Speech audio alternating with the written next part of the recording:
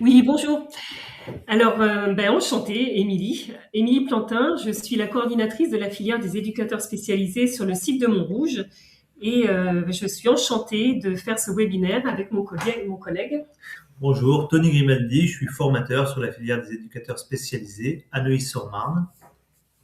Et bonjour, je suis Valérie Dubois-Orlandi, je suis la référente du site de mots pour l'IRTS Île-de-France et je suis ingénieure de formation. Alors, dans un premier temps, je vais vous présenter les grandes lignes du métier d'éducateur spécialisé, puis je repasserai la parole à mes collègues qui présenteront la formation. Alors, qu'est-ce que le métier d'éducateur spécialisé? Le métier d'éducateur spécialisé, c'est un métier de niveau 6 pour lequel il faut le bac. J'irai pas plus loin là-dessus, je laisse ensuite rebondir les collègues au niveau de la formation. Et c'est un métier qui s'exerce dans le cadre du travail social. Alors, la définition que l'on pourrait donner du métier de l'éducateur spécialisé, il s'agit d'un travailleur social qui qui propose un accompagnement dans une démarche éducative. Éducative, c'est important, on n'est pas dans l'animation, on n'est pas dans la pédagogie, donc dans une démarche éducative globale, des enfants, adultes, familles qui rencontreraient des difficultés ou pour lesquelles il y aurait besoin d'une aide dans le développement de leurs capacités. Alors, c'est une définition un peu compliquée, mais grosso modo, l'éducateur spécialisé, il va accompagner des enfants, des adultes, des familles, même des personnes vieillissantes, en fonction du secteur dans lequel ils travaillent, en fonction de leurs problématiques et de leurs difficultés. Alors, les trois grands champs de l'éducation spécialisée, dans lequel on va rencontrer des éducateurs spécialisés, c'est la protection de l'enfance, on va les reprendre après, le handicap et l'insertion, puis après j'en rajouterai deux qui sont un peu en parallèle. Alors la protection de l'enfance, eh bien ce sont toutes les structures, institutions qui vont permettre à un moment donné d'accompagner des enfants et jeunes majeurs de 0 à 18 et de 18 à 21, des jeunes donc enfants et jeunes qui vont rencontrer à un moment donné des difficultés dans leur cadre familial. Donc, il va y avoir des institutions avec des hébergements comme des foyers, des pouponnières, des maisons d'enfants à caractère social. Et on va trouver aussi tous les services de milieu ouvert qui vont accompagner en fait ce public-là sans hébergement. Voilà, c'est des personnes qui vont intervenir dans la vie des enfants sans pour lesquels il y aura de partage de quotidien. Après, on va voir le handicap. Donc là, dans le handicap, c'est tout type de handicap. Quand on pense handicap, en général, on pense fauteuil roulant ou déficience. Donc là, c'est tous les types de handicap et tous les types de publics. Donc les enfants, les adultes, mais aussi les personnes vieillissantes. Et puis, on va trouver le milieu de l'insertion. Alors là, c'est beaucoup plus varié. On va trouver des personnes qui travaillent dans le cadre ou dans le secteur des violences faites aux femmes, du logement, de l'accès aux soins, de l'accès aux droits en général, auprès des personnes en situation irrégulière, des demandeurs d'asile, etc., des sortants de prison. Enfin voilà, on va être sur quelqu'un qui est vraiment en lien avec l'insertion socio-professionnelle en France. Alors, l'éducateur spécialisé, il peut travailler soit dans le quotidien ou pas. Donc, dans le quotidien, l'idée, ça va être d'accompagner en fonction de l'âge. Avec des petits, ça va être aider à s'habiller le matin, se brosser les dents, enfin voilà, tout ce qui est lié au quotidien que l'on fait de façon systématique, mais qui est pas évident et pas si clair avec des enfants tout petits. Ou en situation de handicap, par exemple. Mais ça peut être aussi une distance un peu plus lointaine, par contre, comme des référents qui verraient ponctuellement en fait les personnes accompagnées et qui seraient par exemple des intermédiaires avec le juge des enfants, qui feraient des notes, des rapports, etc. Donc en fait, il y a un diplôme, mais il y a des métiers. Et ces métiers s'exercent en fonction du contexte, du champ et des missions qui lui sont confiées. Par rapport à la protection de l'enfance, le handicap et l'insertion, je rajouterais aussi la santé. Aujourd'hui, on voit de plus en plus d'éducateurs spécialisés dans des maisons de santé qui accueillent des jeunes. Alors, dans les hôpitaux, on a plutôt des éducateurs de jeunes enfants, mais on voit des éducateurs spécialisés arriver dans des maisons de santé qui sont entièrement sécurité sociale. Et puis, on a de plus en plus d'éducateurs spécialisés aussi en PJJ, protection judiciaire de la jeunesse. Voilà, un secteur un petit peu à part, mais où on peut aussi faire carrière en tant qu'éducateur spécialisé. Donc, l'éducateur spécialisé, sa mallette à outils, c'est sa capacité à rentrer en relation. Et après, c'est sa connaissance de tous les dispositifs, bien sûr, mais sa capacité à rentrer en relation, une relation de confiance, une relation d'humilité où on évite de se mettre en sachant ou en position de pouvoir. On essaye de tendre vers une position la plus symétrique possible, avec la question de la temporalité, puisque en fonction de là où on travaille, on va parfois avoir beaucoup de temps pour instaurer la relation et parfois ça va être extrêmement rapide, voire dans l'urgence. Donc souvent, on nous demande quelles sont les qualités pour être éducateur spécialisé. Alors bien sûr, les qualités d'écoute, d'empathie, de disponibilité, tout ça, c'est hyper important, mais c'est des qualités qu'on va retrouver finalement dans tous les métiers liés à la relation. Donc pour ma part, si je devais donner un élément lié à la qualité, je dirais, le regard positif inconditionnel. Cette capacité pour l'éducateur spécialisé de penser, de croire et de transmettre l'idée que la personne qui l'accompagne est capable de progresser, évoluer, changer, modifier ses comportements. Voilà, pour moi, c'est hyper important. Et je terminerai, j'ai été un peu vite, mais on pourra répondre aux questions après. Je terminerai en disant que c'est un métier d'engagement. Voilà, un métier d'engagement à la fois de disponibilité en termes de physique, mais aussi en termes de psychique. Être dans la relation avec les autres, dans l'accompagnement avec les autres, c'est être plutôt soi-même bien ancré dans sa réalité et dans sa vie. On ne vient pas se réparer auprès des autres, on vient accompagner et donc voilà, ça nécessite voilà une capacité d'engagement global et de disponibilité aussi assez grande pour les travailleurs sociaux, pour les éducateurs spécialisés. Ben merci pour ce tour d'horizon du métier. Comme vous voyez, c'est un métier qui requiert pas mal de connaissances, de compétences et surtout de savoir-être et de savoir-faire. Et donc, il y a 3 années de formation pour devenir éducateur spécialisé.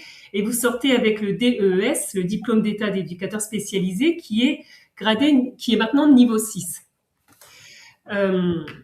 Qui est gradé niveau 6, pardon, qui est gradé licence. Je vais y arriver. Je vais vous expliquer après la spécificité de l'IRTS. Alors, en septembre prochain, il y a une réforme du DES. Donc, c'est de cette réforme dont je vais vous parler qui n'a pas encore été mise en place. Donc, vous serez les premiers. Il y a dorénavant, donc il y a toujours eu, la formation repose sur vraiment 2 aspects. Il y a la formation pratique avec des stages et la formation théorique. Donc, je vais déjà commencer avec la formation pratique. Vous aurez en tout 55 semaines de stage à faire sur vos 3 années de formation. Et ces heures de pratique sont vraiment le nerf de votre formation parce que c'est là que vous allez aller chercher la matière et que vous allez la rapporter, entre autres, dans des espaces de formation pour venir travailler et construire votre posture professionnelle. Ces stages se découpent approximativement, comme je vais vous le dire. Vous avez 2 stages en première année, un premier stage de 9 semaines, un second stage de 8 semaines. En deuxième année, vous aurez un stage de 22 semaines, qu'on appelle un stage long. Et en troisième année, vous aurez un stage de 16 semaines. Il est vraiment fortement recommandé de diversifier au maximum vos stages. C'est-à-dire aussi bien en protection de l'enfance que dans le champ de handicap, que dans le champ de l'insertion ou de la santé mentale. Vous verrez, il y a énormément de possibilités. On arrive parfois avec une idée en tête, je veux faire de la protection de l'enfance, je veux faire tous mes stages en protection de l'enfance. Mais pour répondre à une première question, si vous diversifiez un maximum de vos stages, déjà, ça va vous apporter beaucoup de connaissances. Et puis, ce sera plus simple aussi après si vous voulez changer de champ. Donc ça, c'est le premier point par rapport au stage et je répondrai aux questions s'il y en a. Le deuxième point, c'est tout ce qui est théorique. Vous avez pendant ces 3 heures de formation 1517 heures de cours qui sont répartis en 4 blocs de compétences. Le premier bloc de compétences est intitulé, alors je vais vous dire le titre comme il est dans le référentiel, « Concevoir et conduire un accompagnement éducatif spécialisé dans une visée préventive et inclusive ». Il s'agit ici vraiment de venir travailler des compétences en lien avec l'accompagnement des personnes, comment on les accompagne vers l'autonomie. Pour les accompagner vers l'autonomie, il faut conduire ce qu'on appelle une référence éducative. Il faut coordonner le projet personnalisé. Il faut le mettre en œuvre aussi. Il faut l'élaborer, il faut le réfléchir. Et il faut organiser ce qu'on appelle des actions éducatives. Donc tout ça, c'est travaillé dans ce premier bloc qui sera à hauteur de 505 heures, c'est ça, hein. Je me tourne vers mon collègue. 504 heures exactement. Ensuite, vous aurez un deuxième bloc de compétences qui est aussi à hauteur de 504 heures et qui, lui, permet de travailler la favorisation et le soutien de l'autodétermination des individus et des collectifs dans un but d'émancipation. Alors là, il s'agit de soutenir leur capacité à agir sur leur vie et à participer aux décisions qui sont prises. Il s'agit de toujours mettre la personne au milieu de son projet et de se référer à elle, c'est quand même elle qui se connaît le mieux. Et donc ici, vous aurez à mener des activités telles que faire des accompagnements individuels et collectifs, soutenir la participation des personnes, construire et évaluer des projets éducatifs. Et il y a tout un pan aussi qui est dévolu à l'analyse réflexive. L'analyse réflexive, c'est quoi? C'est être en capacité de réfléchir sur soi pour comprendre pourquoi on fait ce métier, pourquoi on a cette relation-là avec cette personne, pourquoi on ressent ce qu'on ressent à ce moment, à l'instant T. Donc vous verrez, vous avez des espaces de formation qu'on appelle des GAP, des groupes d'analyse de la pratique, des GEP aussi, où vous travaillez votre professionnalité avec d'autres étudiants. Vous serez amené à réfléchir sur pourquoi je fais ce métier et pourquoi je le fais de cette façon. Mais ça, c'est une question que vous aurez à travailler tout au long de votre carrière. Le troisième bloc de compétences vient développer des connaissances et des compétences autour de la dynamique partenariale et territoriale. Vous n'êtes pas tout seul en tant qu'éducateur spécialisé. Vous n'êtes pas dans un face-à-face avec la personne. Même si vous créez une relation éducative dans un but d'accompagnement, vous n'êtes jamais seul. Vous avez une équipe. Et puis, vous avez aussi des partenaires qui vont vous aider, vous aider à réfléchir à l'accompagnement. Et donc là, il s'agit de développer des compétences pour savoir travailler avec ses partenaires. Ouais. Je me tourne vers mon collègue pour voir s'il a des choses à rajouter. Et puis le quatrième bloc de compétences, lui, c'est comment on s'inscrit dans un contexte professionnel, comment on travaille en équipe, parce que c'est pas simple en fait de travailler avec des personnes. Il faut savoir mettre certaines choses de côté, il faut savoir, il y a une communication à mettre en place, il y a des outils aussi à utiliser. C'est aussi le bloc de compétences où vous allez développer justement des compétences sur les écrits professionnels, parce que les éducateurs écrivent beaucoup. Donc tout ça, ce sera vu dans ce bloc de compétences. Tout à l'heure, je vous parlais de la spécificité de l'IRTS. En fait, nous avons ce qu'on appelle un cursus unique à double diplomation. C'est-à-dire qu'au bout des 3 ans, vous sortez avec le DES, c'est-à-dire le diplôme d'état d'éducateur spécialisé, mais également avec une licence en sciences de l'éducation, parcours travail social qu'on a avec l'UPEC. Et donc, tous les cours, on a une maquette de formation unique, tous les cours que vous aurez servent aussi bien, contribuent autant pour l'un que pour l'autre. Donc, par exemple, en première année, vous aurez introduction aux sciences de l'éducation, à la sociologie, à la psychologie, au droit. Vous aurez de l'histoire du secteur. Vous aurez un module sur la découverte des champs et des métiers professionnels. Vous aurez de la philosophie et de l'éthique. vous aurez de l'anglais, vous aurez de la communication. Je ne vais pas vous faire tous les cours parce qu'ils changent à chaque semestre. Mais ce qu'il faut que vous reteniez, c'est que à l'IRTS, en tout cas, lorsque vous allez déposer un dossier, lorsque vous allez passer un partiel, ça va venir valider aussi bien votre année d'éducateur spécialisé que de licence.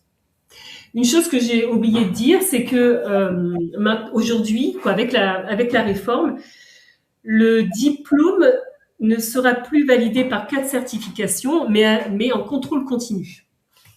Il y aura uniquement une épreuve conclusive, donc un dossier de 30 pages en lien avec le bloc de compétences 1 qu'il faudra rédiger et déposer. Le reste sera validé par contrôle continu. Alors, j'aurais sûrement beaucoup d'autres choses à vous dire. Je me tourne vers mes collègues pour voir si j'ai fait le tour de ce qui me semble important. L'information essentielle est dit. Peut-être sur la manière aussi d'évaluer les étudiants, c'est-à-dire qu'au-delà des domaines de compétences, il y a aussi le regard des formateurs tout au long des 3 ans pour aussi vous accompagner à la fois et vous soutenir dans la construction de votre identité professionnelle avec un travail qu'on fait qui est très en lien avec ce que nous on appelle la posture professionnelle. Donc on passe ces 3 années à travers tous les cours, beaucoup de temps à vous amener à vous interroger sur la posture professionnelle. Quel que soit le cours qu'on aborde, on essaye d'en retirer des éléments qui participent à nous construire en tant que futurs éducateurs spécialisés.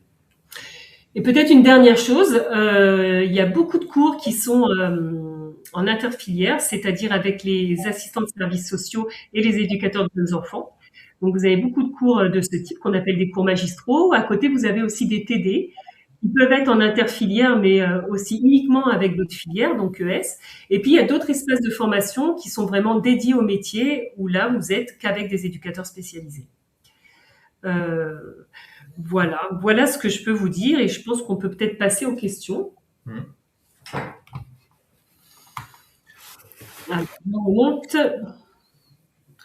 Alors, on a eu, si on les prend dans l'ordre, une première question de Steph. D'abord, merci à vous pour les questions qui ont été posées.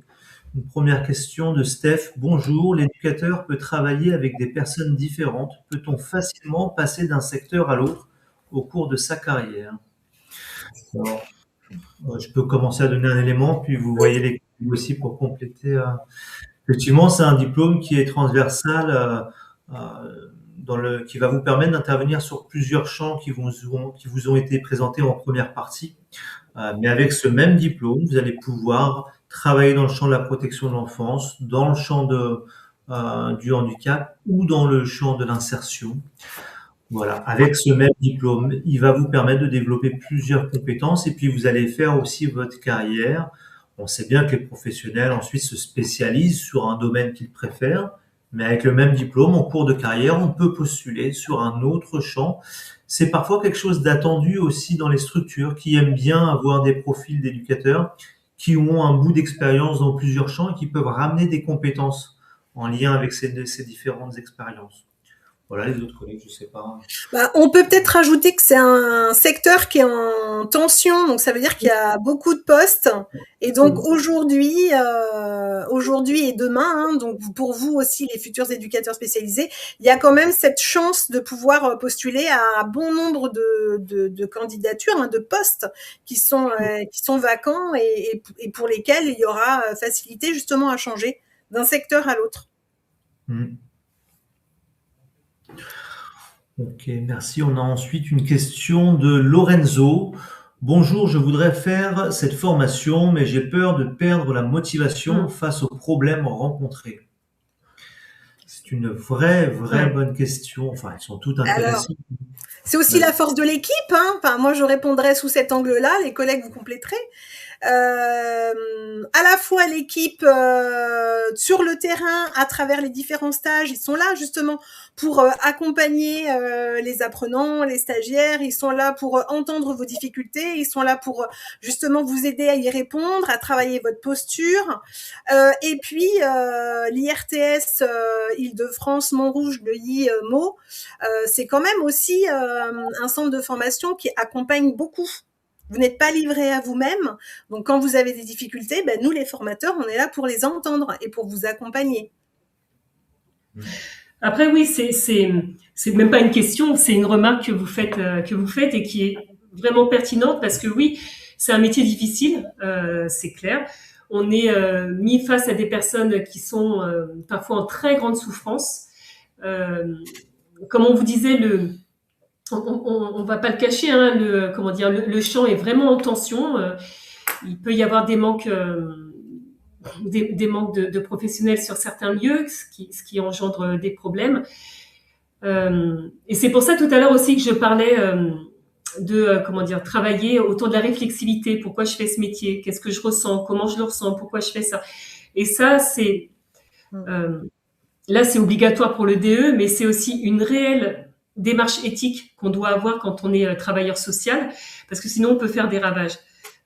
Déjà que c'est compliqué, mais en plus il y a une double complication qui est due, au domaine en ce moment.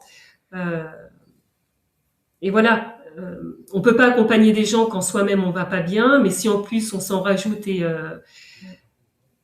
ce que je veux dire par là, c'est que oui, c'est compliqué et que il y a toute cette dimension de la réflexivité à travailler, mais pas que, parce qu'on n'a pas à prendre en charge des choses qu'on n'a pas à prendre en charge. Et après, oui, il y a l'équipe pour réfléchir à ce qui se passe. Il y a l'équipe, il y a la direction, il y a aussi les politiques. À un moment, il faut aussi peut-être s'engager. Il faut, voilà, je sais pas si ma réponse apporte quelques lumières, mais c'est très important de l'avoir en tête. Ouais, puis c'est vraiment un des points sur lesquels on vous apporte des billes sur le travail. C'est de ça dont parle ma collègue quand elle vous parle de travail sur la réflexivité. C'est-à-dire que c'est la mission des 3 ans de formation, mais de toute la carrière. C'est-à-dire, effectivement, ce boulot est dur, mais c'est un beau travail, c'est une chouette mission, avec un réel intérêt pour la société et l'évolution de la société. Mais il faut s'y former, effectivement. Et l'un des gros points de travail qu'on a avec les étudiants, c'est de pouvoir travailler sur eux-mêmes et qu'est-ce que je joue de moi et qu'est-ce que le public me renvoie. C'est quelque chose qui s'applique à beaucoup de formations et beaucoup d'emplois qui sont de l'ordre du travail avec d'autres personnes. On va peut-être passer à la question suivante. Alors. Question de Leïla. Bonjour, comment se passe l'oral d'admission? Justement, c'est en lien un peu avec ce qu'on disait tout à l'heure. Alors, lors de l'oral d'admission, on vient s'assurer que vous savez bien où vous mettez les pieds, que vous connaissez à minima, vous êtes renseigné sur le métier d'éducateur spécialisé, sur les institutions où vous pouvez aller y travailler, sur la faisabilité de votre projet. Est-ce que vous êtes soutenu? Est-ce que financièrement? Est-ce que dans la pratique, est-ce que c'est tenable 3 ans? Parce que voilà, on a tous des situations différentes et parfois c'est compliqué. Et on vient aussi s'assurer. En tout cas, prendre la température pour essayer de voir, de pressentir, j'ai envie de dire, parce que c'est pas en une demi-heure qu'on peut le voir, mais votre positionnement face à des personnes vulnérables. Voilà. Ça, parfois, ça peut se voir très vite, des fois non. Mais quand on voit déjà que vous êtes motivé, ne serait-ce que par le fait d'avoir été chercher des informations, que vous connaissez un peu ce qu'est le métier et que vous êtes posé quelques questions sur ce métier. Voilà. Je ne sais pas si tu veux rajouter quelque chose, Valérie. Non, c'est tout à fait ça. C'est vraiment à la fois la faisabilité, je pense, la faisabilité, elle est importante, et puis la représentation aussi que nous on vient vérifier ça, la faisabilité et la représentation que vous avez du métier aujourd'hui, pour éviter que vous retrouviez face à des difficultés que vous n'avez pas prévues. Voilà. Donc n'ayez pas peur de nous faire part de vos doutes lors de l'entretien. Parce que les doutes, c'est sain de douter. C'est très sain. Alors, la question suivante, Laïla, les stages sont tous gratifiés, point d'interrogation. Alors, c'est un cadre réglementaire qui s'applique à toutes les formations en France. Sont gratifiés tous les stages qui durent plus que 308 heures, donc à partir de la 309e heure. Tous les stages qui durent moins de 309 heures ne sont pas gratifiés. Donc nous, dans la formation, vous allez avoir au moins 4 périodes de formation pratique, 2 en première année, une longue période en deuxième année et une dernière période en troisième année. Et on n'a que la toute première période de formation pratique de première année pour le moment, et après à voir comment les choses vont s'ajuster également. Mais pour l'instant, on n'a qu'une seule période qui dure moins de 309 heures et qui n'est pas concernée par la gratification. C'est un avantage et un inconvénient, hein.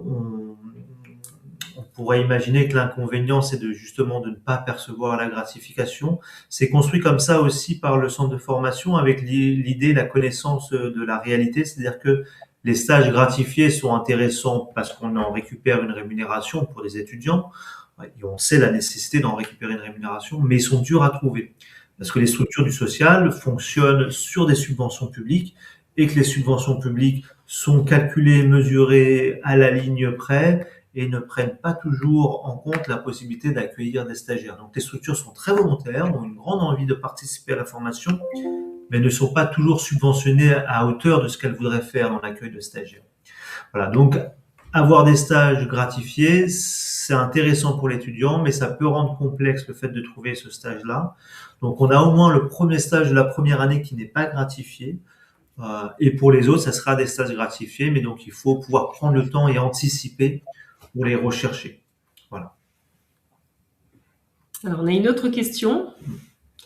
C'est quoi la différence avec le moniteur éducateur?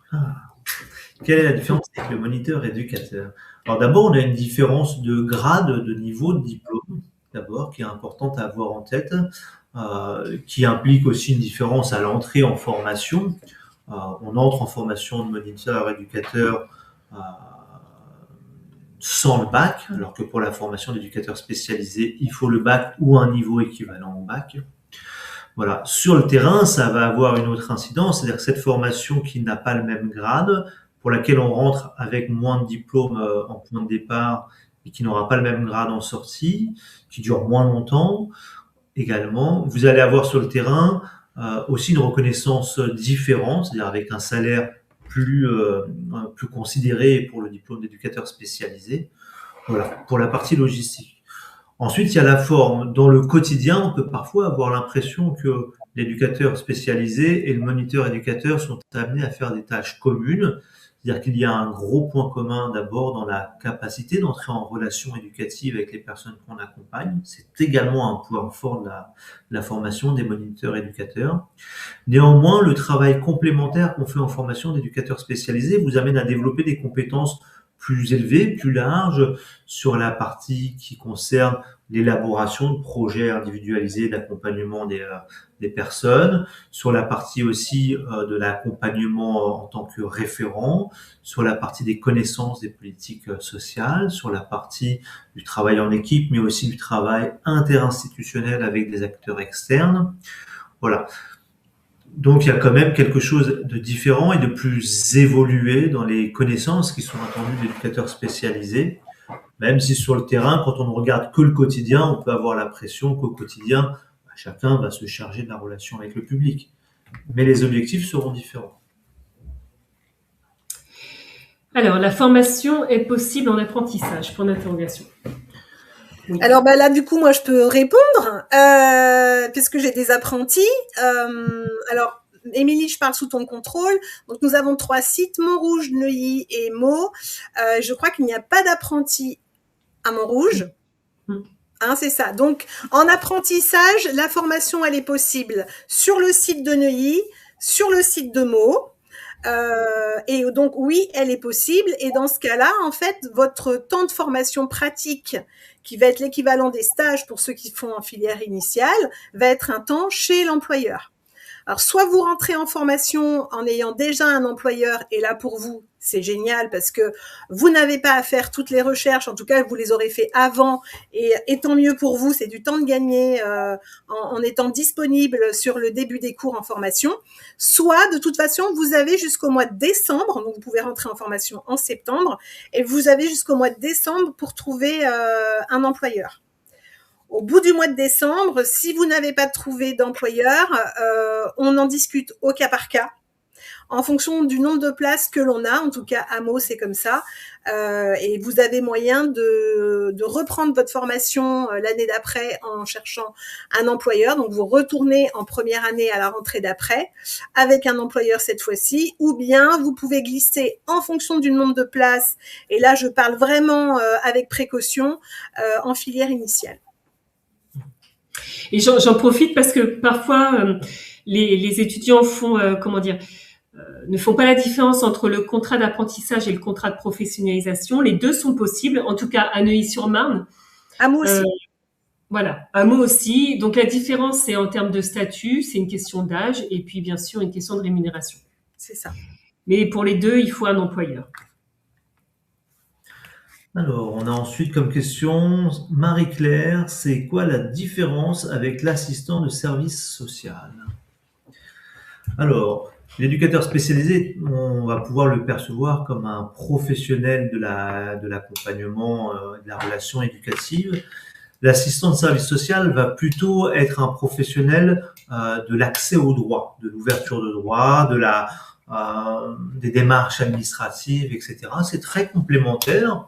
Ceci dit, vous allez pouvoir vous rendre compte dans le cadre de la formation, si vous y venez avec nous, que durant vos stages, vous serez sur des équipes qu'on appelle pluriprofessionnelles, avec des professionnels qui ont plusieurs diplômes différents, on pourrait dire aussi pluridisciplinaires. Et ces collègues-là qui ont des diplômes différents sont parfois des EduxP et parfois des assistants de service social. Donc c'est complémentaire dans une équipe. Certaines équipes vont justement pouvoir s'appuyer sur les compétences de l'assistant de service social pour débloquer toute la partie d'accès au droit, mais en même temps s'appuyer sur les compétences de l'EduxP pour l'accompagnement au quotidien avec la personne. Si vous avez un doute, ce que vous devez savoir avec la réforme, alors ce qui se faisait déjà avant, hein, mais la première année, vous pouvez, si au mois de décembre, vous vous dites en fait, je me suis trompée, je me suis inscrit en ES, mais je vois que c'est plutôt assistant de service social qui m'intéresse plus, vous pouvez passer comme ça lors de la première année d'une filière à une autre. Alors une fois, hein, et puis faut avoir bien réfléchir, mais en tout cas, c'est tout à fait possible de passer de l'un à l'autre lors de la première année. Ok. Alors, question suivante. Thibaut, y a-t-il des possibilités de poursuite de formation en master? Eh bien oui, l'avantage d'être reconnu comme un diplôme de niveau 6, c'est-à-dire de licence, permet de pouvoir accéder au diplôme master par la suite. En plus que d'être un diplôme de niveau 6 pour le diplôme d'éducateur spécialisé, il y a également sur nos sites de formation une licence de toute façon universitaire qui est faite en parallèle. Donc oui, on peut s'inscrire en master par la suite. Alors le DE, c'est gradé licence, c'est-à-dire que c'est pas tout à fait une licence, mais vous avez le grade licence, ce qui vous permet d'aller dans certains masters. Pas dans tous les masters, de toute façon vous ne pouvez pas aller dans tous les masters, mais certains seront plus accessibles que l'autre. Si en plus vous avez, comme disait Tony, la licence sciences de l'éducation, là vous pouvez plus facilement entrer dans les masters en lien avec les sciences de l'éducation.